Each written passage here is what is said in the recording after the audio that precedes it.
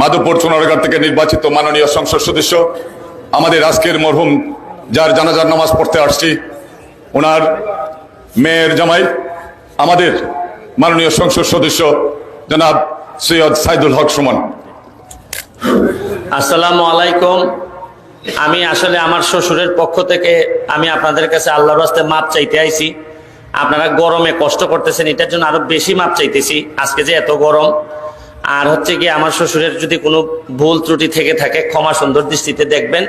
আর আরেকটা জিনিস আমার না বললেই নয়, এটা হচ্ছে গিয়ে যে আমার শ্বশুরের হার্ট অ্যাটাক হয়, তো এইটার একটাই মাত্র ওষুধ। আমার বিশ্বাস যে আমার শ্বশুরের আগেও আপনারা হবিগঞ্জের অনেকেই হার্ট অ্যাটাক করছেন, মারা গেছেন। এইখানে যদি একটা আইসিইউ থাকতো অথবা লাইফ সাপোর্ট সিস্টেম থাকতো হবিগঞ্জে, তাইলে হয়তো ওনারে বাঁচানো যেত। আমরা আমরা আমরা আমরা অনেক দুর্ভাগা যে হবিগঞ্জে আমরা বড় বড় মন্ত্রী পাইছি, কিন্তু একটা আইসিইউ আমরা লাগাইতে পারি নাই। আমি আশা করি আমার চাচা শ্বশুর এখানে আছেন, উনি আমরা এখন 3 জন এমপি। রুহেল এখানের এই সদর হসপিটালের সভাপতি হয়েছে, চাচা এখানের এই আমাদের মেডিকেলের সভাপতি হয়েছেন, আমিও এমপি আছি।